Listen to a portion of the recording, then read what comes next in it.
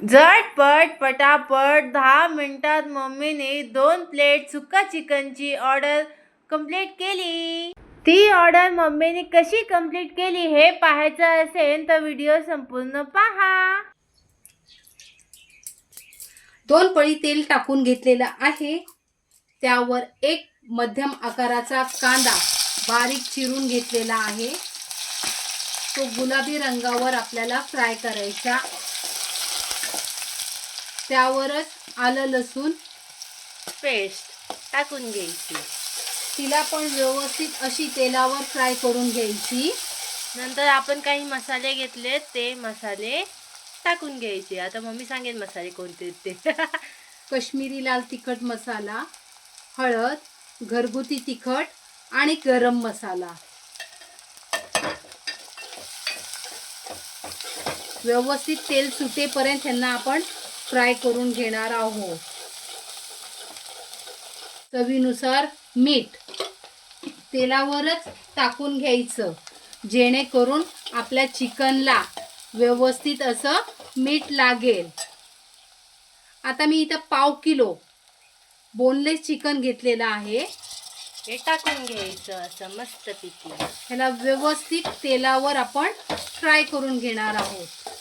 चवले भारी लागते हा का। मस्तपैकी फ्राय करून घेतलं ना की 2 मिनिटं तेलावर व्यवस्थित फ्राय करत राहायचं। असं तेलावर फ्राय करून झालं की त्यावर एक मध्यम आकाराचा टोमॅटो आणि एक थोडीशी कोथिंबीर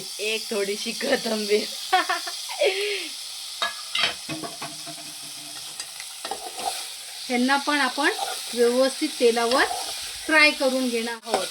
माझी मम्मी आहे ना नेहमी हा मसाला घरात वाटून ठेवते, कारण कधी गरज पडेल ना ते माहिती नाही पडत माहिती का। म्हणून हा मसाला आमच्या घरात रेडीच असतो। हा मसाला वापरून मम्मी खूप वेगवेगळ्या पद्धतीने चिकन बनवते। खोबरं, अद्रक, लसूण, मिरची आणि कोथिंबीर सर्व मसाले भाजून घेतलेले आहेत। म्हणजे कांदा खोबरं भाजून घेतलेला आहे ते सुद्धा आपण ह्याच्यावर टाकून घ्यायचं।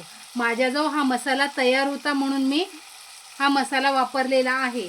जर तुमच्याजवळ मसाला तयार नसला तर एक मध्यम आकाराचा कांदा, अर्ध खोबऱ्याची वाटी, 5-6 लसणाच्या पाकळ्या, अर्धा इंच आलं, 2 हिरव्या मिरच्या आणि कोथिंबीर हे सर्व मिक्सरला वाटून घ्यायचं। तर ह्याला आपण तेलावर व्यवस्थित असं फ्राय करून घेऊया।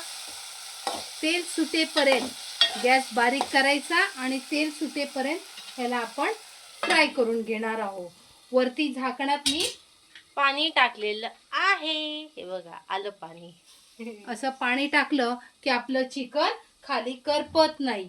नंतर हेच पाणी आपण चिकन मध्ये ओतणार आहोत। महत्त्वाची टीप आहे, चिकन शिजताना गरम पाण्याचाच वापर करायचा, त्याने आपलं चिकन खूप मऊ असं शिजलं जातं।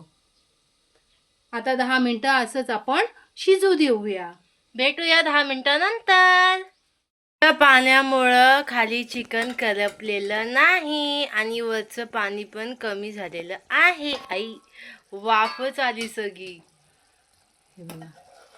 मस्तच, तुम्ही बघू शकता किती छान झालेलं आहे।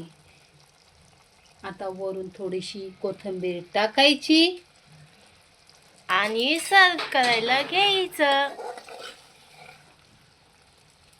मस्त आपलं चिकन बनवून तयार झालेलं आहे।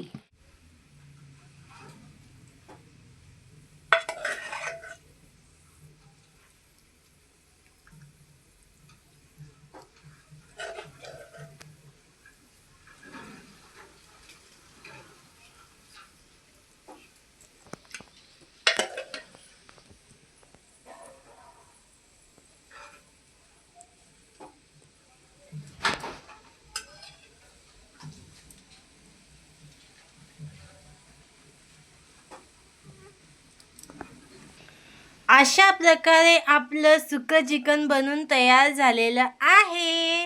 हे सुकं चिकन तुम्ही चपाती, भाकरी किंवा नान कशाही बरोबर खाऊ शकता।